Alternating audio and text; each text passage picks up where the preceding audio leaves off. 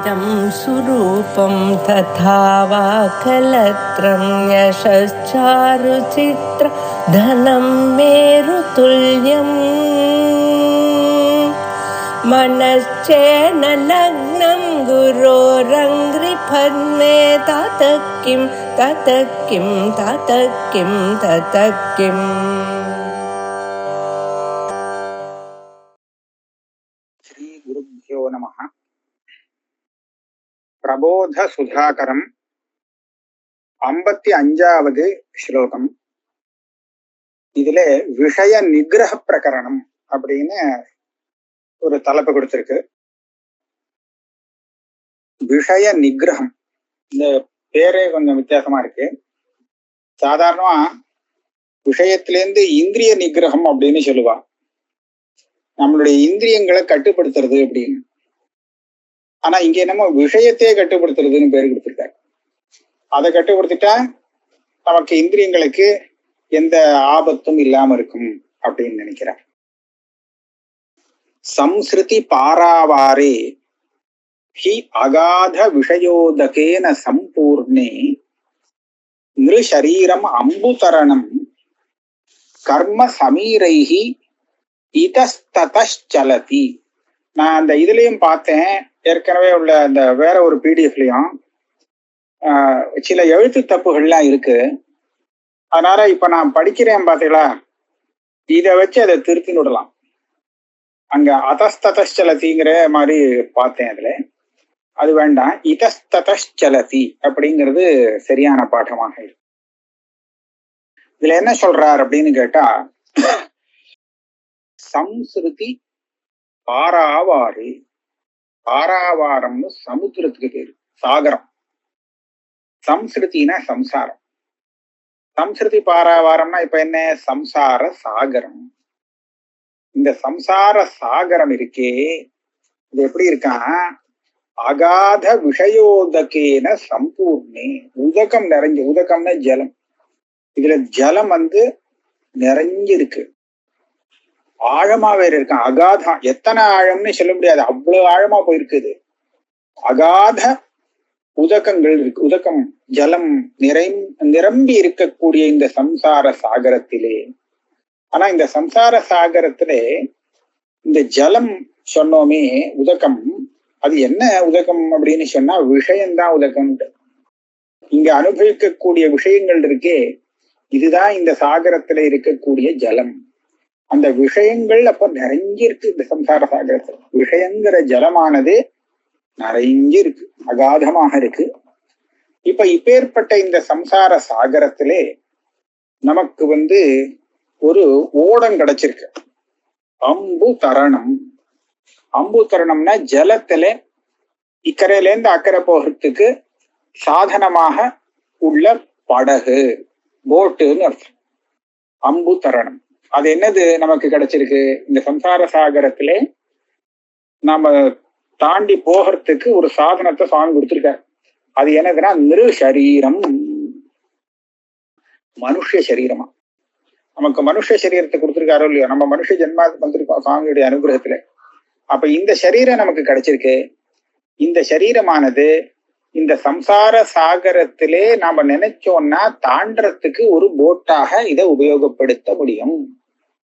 மற்ற சரீரங்கள்லாம் அதுக்கு லாயக்கா இல்லை, உபயோகப்படாது. இந்த நரசரீரம் இருக்கே, மனுஷ சரீரம், இதுக்கு மாத்திரம் அந்த விசேஷம் இருக்கு.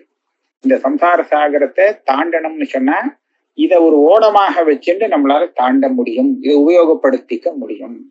மற்ற பிராணி சரீரம், நாய் பூனை மாடு அப்படின்னு கிடைச்சிருதுன்னா இந்த சௌகரியம் அங்க இல்லை.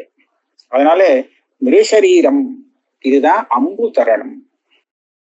ஆனா இந்த படகு இருக்கு, எல்லாருக்கும் கிடைச்சிருக்கு. ஆனா இது எப்படி போயிட்டு இருக்குன்னு கேட்டா, கர்ம சமீரைஹி, ஒரு காத்தடிச்சு இது பாட்டுக்கு எங்கேயோ போயிட்டு இருக்கு. கப்பல் இல்ல, சாதாரண ஓடம். கப்பல் கூட சில சமயம் பெரிய காத்தடிச்சதுன்னா அது எங்க போனோமோ அதை விட்டுட்டு வேற இடத்துக்கு போயிடும், திசை மாறி போயிடும். ஆனா சின்ன போட் இருக்கு, அது சமுத்திரத்தினுடைய அலையெல்லாம் தாங்காது. அதனால சாதாரண காத்துக்கே அதுக்கு எங்கேயும் முதக்க ஆரம்பிச்சிடும். அந்த மாதிரி இந்த நம்மளுடைய நிருசரீரம்ங்கிற இந்த தருணம் இருக்கே போட்டு, இதுக்கு காத்தாக இத அங்க இங்க தள்ளுறது எதுன்னு கேட்டா கர்ம சமீரைஹி. சமீரகான வாயுவுக்கு பேரு, காத்துக்கு பேரு. இங்க இவன் பண்ணின கர்மா இருக்கே, போன ஜென்மாவில செஞ்ச கர்மாக்கள், அந்த கர்மாவே வாயுவாக இருந்து இவனுடைய சரீரத்தை எப்படி பிரவர்த்திக்கணுமோ நிவர்த்திக்கணுமோ அதுக்கு தகுந்தா போல அலக்கழிக்க வச்சுட்டு இருக்கு. எங்க எங்க அலக்கழிக்கிறதுன்னு சொன்னா இதஸ்ததா சலதி, இங்கேயும் அங்கேயுமாக. அப்படின்னா இந்த விஷயத்துக்கு போலான்னு காமிக்கிறது, அந்த பக்கம் போறான், அந்த விஷயம் கிடைக்க மாட்டேங்கிறது, இல்ல அது முடிஞ்சு போச்சு விஷயம், அடுத்த விஷயத்துக்கு போறான். இப்படி இங்கேருந்து அங்க போறான், அங்கேருந்து இங்க போறான், இப்படி போயிட்டே இருக்கானே தவிர எங்க போகணும்னு ஒரு நிச்சயம் இல்லை. எங்க போய் சேரணும் அப்படிங்கிறது தெரியல, தெரியாம உன்பாட்டுக்கு போயிட்டு இருக்கான். அதனால்தான் எங்க போறோம்னு தெரியாமலே உன்பாட்டுக்கு ஓடிட்டு இருக்க வாழ்க்கை. அப்ப இந்த விதமாக இந்த மனுஷ சரீரம்ங்கிறது நமக்கு சம்சார சாகரத்திலேருந்து தரணத்துக்கு ஒரு உபாயமாக கிடைச்ச ஒரு ஓடமாக்கும். இதை நாம சரியா உபயோகப்படுத்திக்கலன்னு சொன்னா இது அந்த கர்மாவால இதுக்கு எப்படி கர்மா பிரேரணம் பண்றதோ அதுக்கு தகுந்தா போல இங்க போயிட்டு இருக்குமே தவிர இது தருணத்துக்கு நமக்கு உபயோகப்படாது, அதுக்குள்ளேயே சுத்தி சுத்தி வந்துட்டு இருக்கும். அதனால இதை ஜாக்கிரதையாக உபயோகப்படுத்திக்கணும்.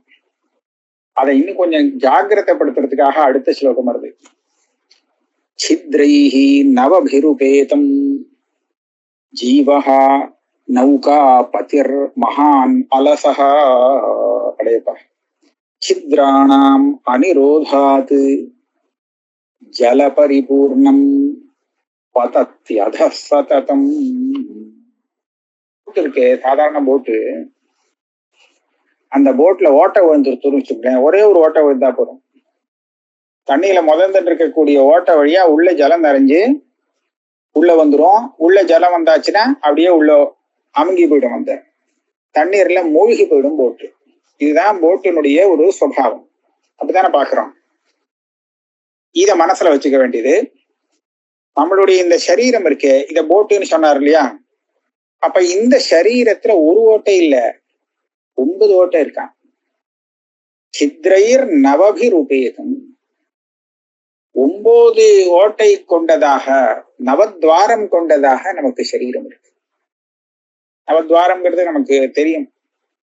ஒவ்வொரு இடத்துலயும் ஒவ்வொரு 2 கண்ணு, 2 காது, 2 மூக்கு, வாய், கீழே 2 துவாரம் அப்படின்னு பார்த்தோன்னா மொத்தம் 9 ஓட்டை. இந்த ஓட்டை வழியாக ஜலம் உள்ள நுழைஞ்சதுன்னா இது நேர கீழே விடும். இதை வச்சுன்னு தரணம் பண்ண முடியாது அப்புறம் இல்லையா. போட்டுக்குள்ள தண்ணி உள்ள நுழைஞ்சிடுச்சுன்னா அதை வச்சுட்டு நம்ம தரணம் பண்ண முடியாது, உள்ள போக வேண்டியதுதான். இங்க ஜீவன் யாரு அப்படின்னு கேட்டா ஜீவஹா நௌகா பதிஹி. இந்த நௌகானா போட்டு, இந்த போட்டுக்கு அதிபதி யாரு, இது யாருக்கு சொந்தம் அப்படின்னு கேட்டாக்க ஜீவாத்மாவுக்கு சொந்தம். இந்த சரீரமானது, சரீரம்ங்கிற நௌகாவுக்கு அதிபதியாக இருக்கிறவன் ஜீவன். ஆனா அந்த ஜீவன் எப்படி இருக்கானா மகான் அலசகா, பெரிய சோம்பேறியா இருக்கான், மகா சோம்பேறி. நௌகாபத்தியாக இருக்கிறவன் அந்த நௌகாவை கவனிச்சு அது எப்படி போகணும் அப்படிங்கிறத பார்த்து அந்த வழியில அதை எடுத்துட்டு போனோம் இல்லையா. இவன் அதை செய்ய மாட்டேங்கிறான், இவனுக்கு தெரியல பாவம். இவன் சோம்பேறித்தனமா இருந்துட்டு ஒன்னும் பண்ணாம விட்டுருக்கான் இந்த சரீரத்தை. இது சரீரம், அது அந்த கர்ம வினை எப்படி தாழ்றதோ அதுக்கு தகுந்தா போல அலைஞ்சிட்டு இருக்கே தவிர அது எந்த வழிக்கு கொண்டு வர மாட்டேங்கிறான். அதனால அலசகான்னு சொன்னார் நௌகாபதிகி. அவன் என்ன பண்றான், சித்ராணாம் அனிரோதாது, இந்த 9 ஓட்டை இருக்கே, இந்த ஓட்டைய கட்டுப்படுத்தணுமா, நிரோதம் பண்ணணும். இல்லைன்னா உள்ள ஜலம் வந்துடும். உள்ள ஜலம் வராம இருக்கிறதுக்கு ஏதாவது ஒரு வழி பண்ணணுமே போட்டுல. இவன் பாடு அவர்கிட்ட அப்படின்னு பேசாம இருந்தான்னா போட்டு உள்ள அமுங்கி போயிடும். அந்த மாதிரி இந்த ஓட்டைகளை நிரோதம் பண்ணாத காரணத்தினாலே ஜல பரிபூர்ணம். இங்க ஜலம்னு எதை சொன்னார், விஷயங்கள் தானே. இங்க இந்த கண்ணு, காது, மூக்கு, இந்த மாதிரி இந்த இந்திரியங்களுக்கு விஷயங்கள் எல்லாம் உள்ள எல்லாம் நுழைஞ்சு விடுமா. ஜலம் நுழையிற மாதிரி இந்த சரீரத்துக்குள்ள அத்தனை விஷயங்களும் ஒரே சமயத்துல நுழைஞ்சு விடுச்சுன்னா தாங்காது. ஜலபரிபூர்ணம் பதத்யத சததம். விஷயபோகம்ங்கிறது ஒரேடியா பண்ண பண்ண சரீரத்துடைய பலம் குறைஞ்சுட்டே போகும். ஆக கொஞ்சம் கொஞ்சமா ஒரு நாளைக்கு இல்லாத போயிடும். அதான் இந்த விஷயத்தினுடைய பிரபாவம். அதனாலே என்ன பண்ணணும்னு சொல்றார், சித்திர நிரோதம் பண்ணணும்.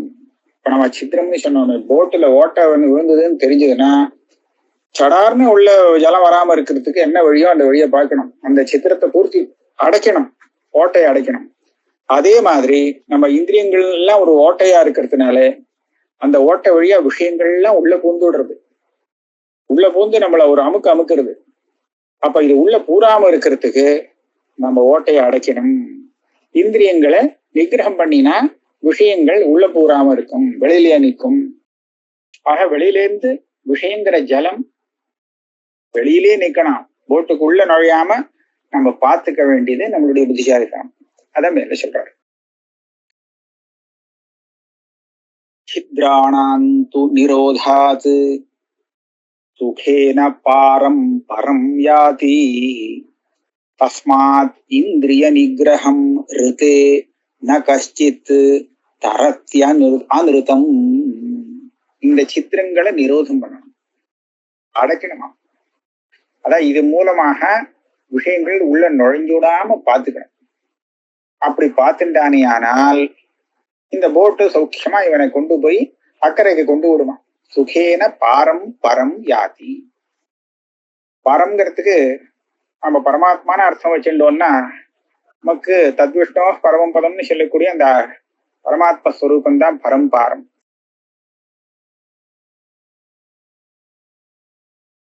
அதனாலதான் தஸ்மாத் இந்திரிய நிகிரகம் ரிதே நகஷ்டித் தரதி அனிருதம். இந்த பொய்யான சம்சார சாகரம் இருக்கே, இந்த சம்சார சாகரத்தை தாண்டுவதுங்கிறது இங்கு இந்திரிய நிகிரகம் இல்லாதவனுக்கு முடியாது. இந்திரிய நிகிரகம் இல்லாமல் இந்திரியத்தை கட்டுப்படுத்தாமல் இருந்தானே ஆனால் ஒரு பாட்டுக்கு அந்தந்த விஷயத்த போயிட்டே இருந்ததுன்னா இவனால இந்த சம்சார சாகரத்தை தாண்ட முடியாது, இதுலயே இருக்க வேண்டியதான். ஆக முமுட்சுவாக இருக்கிறவன் என்ன செய்யணும், இதை தாண்டனமோ இல்லையோ அவனுக்கு, அதுக்காக அவன் என்ன பண்ணணும், இந்திரிய நிகிரகம் புரியாது. முதல்ல இந்திரிய நிகிரகத்தை பார்த்துக்கணும். அதனாலதான் விஷயங்களை ஜலமாக சொல்லி இந்திரியங்கள் எல்லாம் ஓட்டையாக வர்ணிச்சு இந்த ஓட்டை வழியா போட்டுக்குள்ள ஜலம் நுழைஞ்சிடும்பா, உள்ள எல்லா ஜலமும் ஏறெடுத்துனா அப்புறம் அவ்வளவுதான், அமுங்கி போயிடும் சம்சார சாகரத்துல. அதனால மூச்சுக்கோ, உள்ள ஜலம் வராதபடிக்கு பார்த்துக்கோ, ஓட்டையெல்லாம் அடைச்சு இந்திரிய நிகிரகம் பண்ணு அப்படின்னு சொல்லி கொடுத்தார்.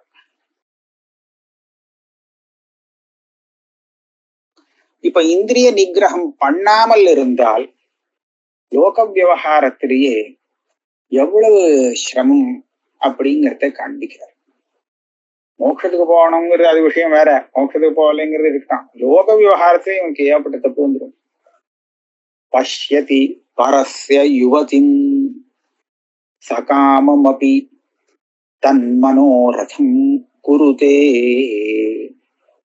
யாத்வைவ ததப்ராப்திம் வியர்த்தம் மனுஜஹ அதி பாப பாக் பவதி. இந்த மாதிரி லோகத்துல நமக்கு உதாரணம் நிறைய கிடைச்சிடும். ஒரு மனுஷன் மனுஜஹாங்கிறத முன்னாடி வச்சுங்கோ. அரசிய யுவதி, வேற பிறருடைய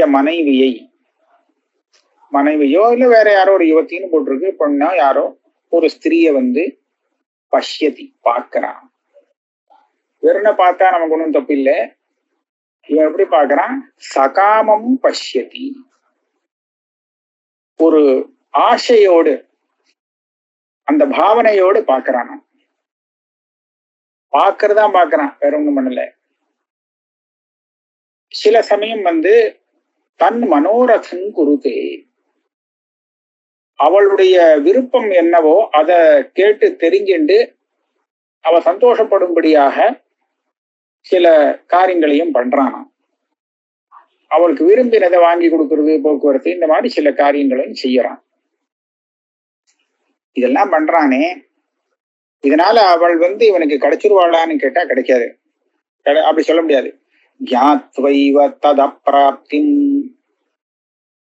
அவளை அடையணும் அப்படின்னு இவன் நினைச்சான்னா அடைவாங்கிறது கிடையாது, சொல்ல முடியாது. அது பரஸ்யம் இல்லையா, இன்னொருத்தருடைய சொத்து. அது அப்பிராப்தி, இவனுக்கு பிராப்தி வராது, அப்பிராப்தி தான் வரும். அப்பிராப்தி தெரிஞ்சும் இவன் இந்த மாதிரி காமத்தோடு அவளை பார்த்து அவளுக்கு இஷ்டத்தை வாங்கி கொடுத்து அவளுடைய இஷ்டத்தை செய்து எல்லாம் பண்றானே, இதனால இவனுக்கு என்ன லாபம்? யோஜனை பண்ண ஒண்ணுமே லாபம் இல்லையா, வியர்த்தம். இவன் பண்ணினதோ அவன் பார்த்ததோ இது எல்லாமே இவனுக்கு வியர்த்தம் மாத்திரம் இல்லை, அதி பாபபாக் பவதி. பிறருடைய மனைவியே இப்படி காமத்தோடு பார்த்தானே அப்படின்னு சொல்லி இவனுக்கு பாப்பம்தான் இவன்கிட்ட நிக்குமே தவிர இதனால இவனுக்கு ஆசைப்பட்டது கிடைச்சிடுங்கிறது.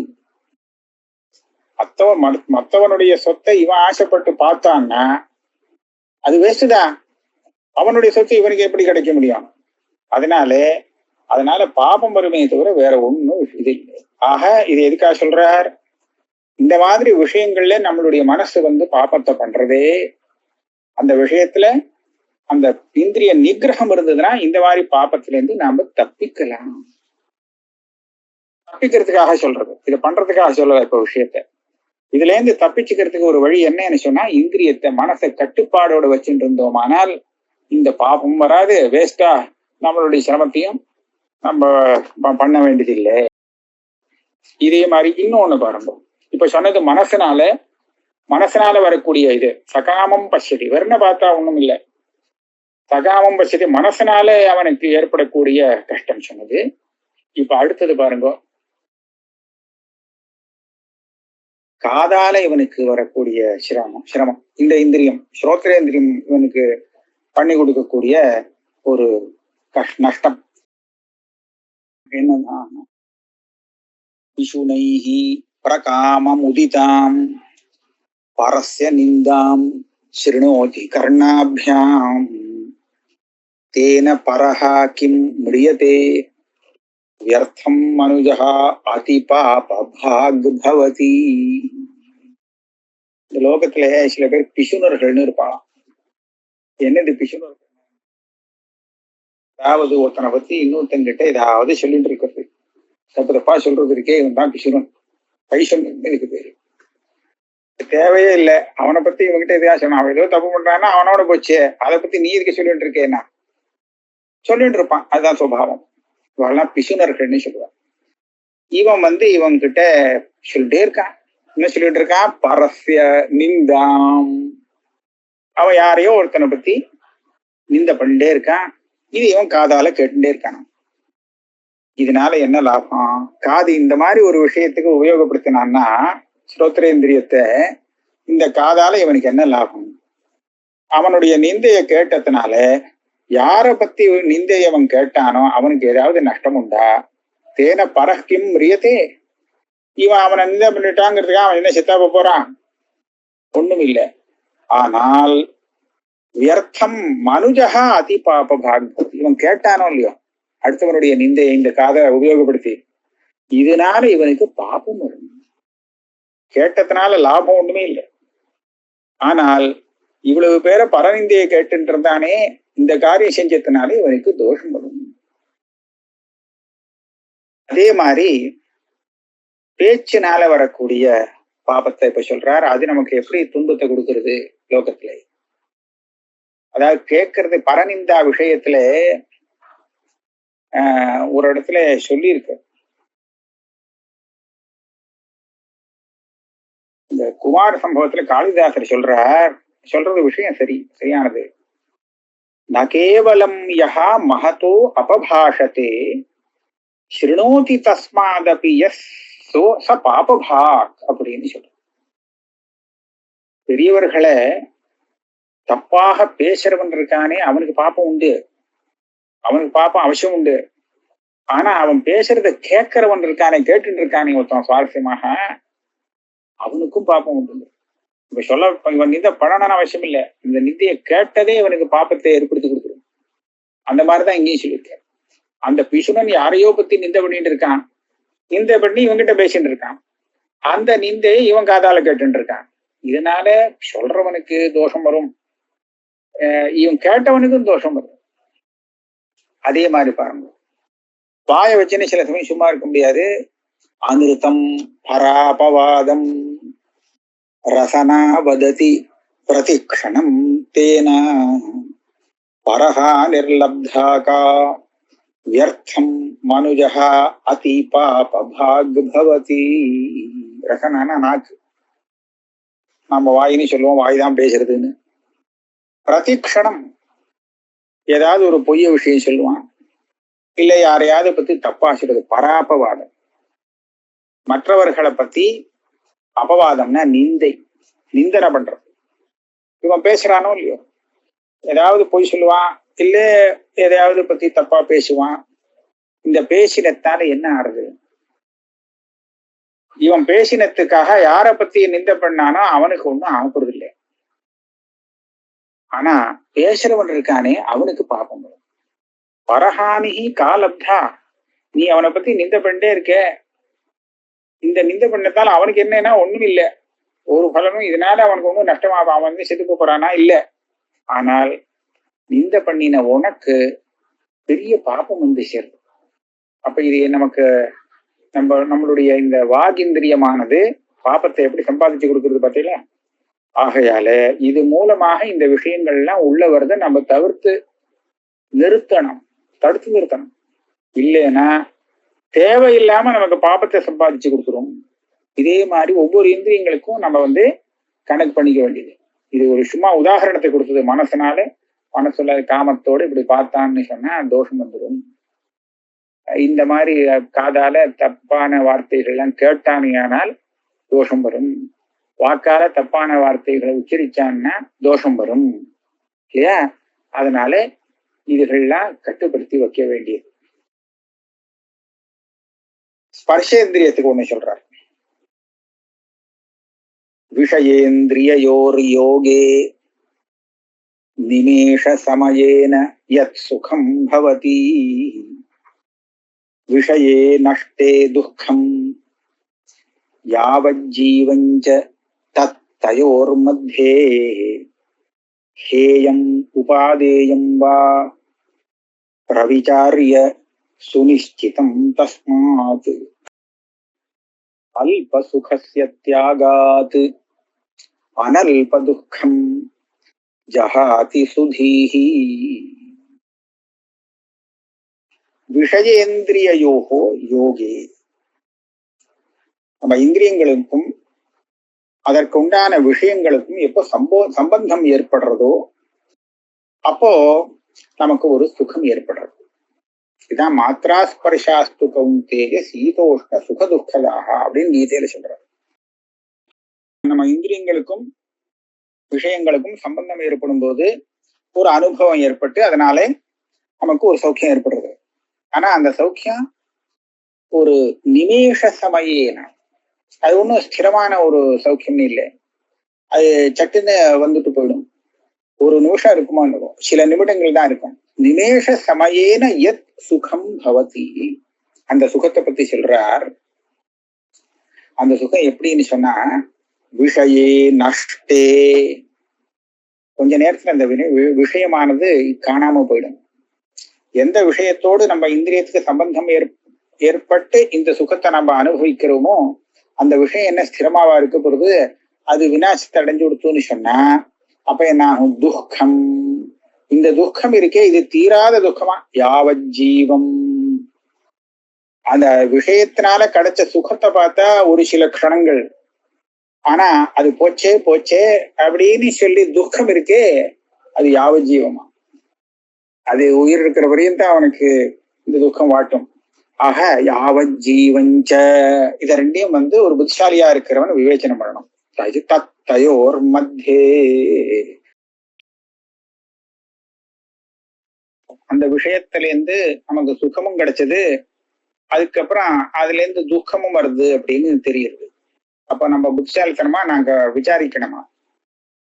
ஹேயம் உபாதேயம் வா பிரவிச்சாரிய, இதுல நமக்கு எது தேவை, எதை நம்ம எடுத்துக்கொள்ள வேண்டும், எதை விட வேண்டும் அப்படிங்கிறத விசாரிக்கணுமா? ஹேயம்னா விட வேண்டியது, தியாகம் பண்ண வேண்டியது. உபாதேயம்னா நம்ம எடுத்துக்கொள்ள வேண்டியது, எதை விட விட வேண்டியது, எதை எடுத்துக்க வேண்டியது அப்படிங்கறத விசாரிக்கணும். பிரவிச்சாரிய எப்பவுமே ஒரு விசாரம் பண்ணி யோசனை பண்ணாதான் ஒரு தீர்மானத்துக்கு வர முடியும். இல்லைன்னா இதுவும் இருக்கு அதுவும் இருக்கு, எங்க பார்த்தாலும் ஏதாவது ஒரு நல்லது கெட்டது கலந்து கலந்துதான் கிடைக்கும். வெறும் நல்லது அப்படின்னு எதையுமே சொல்ல முடியல, வெறும் கெட்டதுன்னு சொல்ல முடியல. ஆக எல்லா இடத்துலயும் கலந்துருக்கு. ஒரு சுகத்தை அனுபவிக்கணும் அப்படின்னு சொன்னா அதுக்கு முன்னாடி நம்ம கஷ்டப்பட வேண்டியிருக்கு. கஷ்டப்பட்டாதான் அந்த சௌக்கியம் கிடைக்கிறது. அப்ப இந்த கஷ்டமும் அங்க சேர்ந்திருக்கு, சௌக்கியமாய் சேர்ந்திருக்கு. அதே மாதிரி ஒரு சௌக்கியத்தை நம்ம அனுபவிச்சுடுறோம், ஆனா அதுக்கப்புறம் அது பெரிய கஷ்டத்தை கொடுக்கறதுன்னு சொன்னா அங்கேயும் கலந்து கிடக்கு. அப்ப சுகம் துக்கம் இது எல்லாமே எல்லா இடத்துலயும் கலந்துருக்கு. அப்ப அதுக்குள்ள நம்ம எதை சுகம்னு எடுத்துக்கலாம், எதை விடலாம் அப்படிங்கிறத பாக்குறச்சே அது விசாரம் பண்ணாதான் தீர்மானம் பண்ண முடியும். ஆக ஒரு விசாரம் பண்ணி சுதீஹி அப்படின்னு போடுறான். நல்ல புத்திசாலியாக ஒருத்தன் இருந்தான்னா அவன் என்ன சொன்னான், எது பெருசுன்னு பார்ப்பான். சுகம் பெருசா துக்கம் பெருசா அப்படின்னு, எது ஜாஸ்தியா இருக்கு அப்படின்னு பார்ப்பான். துக்கம் ஜாஸ்தியா இருந்தா சரிதான் வாண்டான்னு விட்டுருவான். சுகம் கொஞ்சமா இருந்ததுன்னா லாபம் குறைவு ஆனா நஷ்டம் பெருசா வரும் அப்படின்னு தெரிஞ்சதுன்னா அந்த காரியத்துல புத்திசாலியா இருக்கிறவன் பிரவர்த்திக்க மாட்டான். அதனால அல்ப சுகஸ்ய தியாகாத், அதனால ஒரு சின்ன சுகம் உனக்கு போயிடுமே, என்ன போனா போறது, பெரிய துக்கம் வராம இருந்ததோ இல்லையோ அதுதான் பெரிய லாபம்னு. அல்ப சுகஸ்ய தியாகாத் அனல்ப துக்கம் ஜகாதி சுகி. அல்பமான துக்கம் மகத்தான சுகம் அப்படின்னு சொன்னா அந்த துக்கத்தை நம்ம ஏத்து விடுவோம். பரவாயில்ல, துக்கம் பெரிய பலமா வருதே, அதனால இந்த சிரமப்பட்டா பரவாயில்லை அப்படின்னு ஏத்துப்போம். ஆனால் கஷ்டம்தான் ஜாஸ்தி, கொஞ்சமா சுகம் வரும் அப்படின்னு சொன்னா கிட்டையே போக மாட்டோம். இந்த விஷயம் தெரிஞ்சதுன்னா இது மோசம், இது நமக்கு ஆபத்தை தான் ஜாஸ்தி கொடுக்கறது, துக்கத்தை தான் ஜாஸ்தி கொடுக்கறது அப்படின்னு கண்டுபிடிச்சோம்னா அப்ப என்ன ஆகும், நம்ம அந்த பக்கம் போக மாட்டோம், அதை தியாகம் பண்ணிடுவோம். அதத்தான் இருக்குன்னு கேட்டா, விஷயேந்திரிய சம்பந்தத்தினாலே நமக்கு ஒரு சுகம் என்னமோ வருது, இல்லைன்னு சொல்லல. ஆனா அந்த சுகத்திலேயே சாத்விகம் ராஜசம் தாமசம்னு பிரிச்சிருக்க. கீதையில நமக்கு இது வருது, சாத்விக சுகம் என்ன, ராஜசம் என்ன, தாமசம் என்ன அப்படின்னு. அப்படி பாக்குறச்சே அங்க என்ன சொல்லியிருக்கு கீதையில, முதல்ல பார்த்தா சிரமமா இருக்குமா. எத்தது அக்ரே விஷம் இவ, ஆரம்பத்துல அது விஷம் போல சிரமமா இருக்குமா பண்றது. ஆனா பரிணாமே அமிர்தோபமம், கடைசியில முடிவெட்டுல பார்த்தா அமிர்தமாக இருக்குமா. இந்த சுகம் இருக்கே இதுதான் சாத்விகம், இது சாத்விகமான சுகம். முதல்ல அந்த சாதனத்தை அனுஷ்டானம் பண்ணிட்டு இருக்கும் போது இந்திரியத்தை கட்டுப்படுத்துறது, போக்குவரத்து, இப்படி எல்லாம் சாஸ்திரம் சொன்ன வழியில போனா சிரமமா தான் தெரியும் அது. ஆனா அதனுடைய பலம் வரைச்ச பார்த்தா ஃப்ரெஷ்ஷா இருக்கும், அது பெரிய சௌக்கியமா இருக்கும். இதுதான் சாத்விகமான சுகம். இந்த முதல்ல அனுபவிக்கக்கூடிய சௌக்கியம் இருக்கு பார்த்தீங்களா, சில விஷயங்கள்ல ஆரம்பத்துல சௌக்கியமா இருக்கும், அப்புறம் பார்த்தா வியாதியில கொண்டு போய் நிறுத்தும், பெரிய வியாதி, தீர்க்க முடியாத வியாதியில கொண்டு விட்டுரும். இந்த சுகத்தை ராஜச சுகம்னு சொல்லியிருக்காங்க. அது ஆரம்பத்துல அமிர்தம் மாதிரி இருக்குமா, ஆனா முடியறச்ச பரிணாமே விஷம் இவ, பெரிய ஆபத்துல கொண்டு போய் விட்டுடும். அதனால இந்த விஷயங்களுக்கு நாம விசாரிக்க வேண்டியிருக்கு. நம்ம சடார்னு நான் சொன்னதை அப்படியே கேளுன்னு சொல்லல. இந்த மாதிரி விஷய போகத்தினாலே நமக்கு என்ன வரும், அதனால வரக்கூடிய சுகம் ஜாஸ்தியா துக்கம் ஜாஸ்தியா அப்படிங்கிறது விசாரிச்சு அப்புறம் பிரவர்த்திக்கணும்னு சொல்றார். விசாரிச்சு பார்த்தால் மேல சொல்லக்கூடிய விதத்துல துக்கம் ஜாஸ்திங்கிறது நமக்கு தெரிஞ்சு போகும்.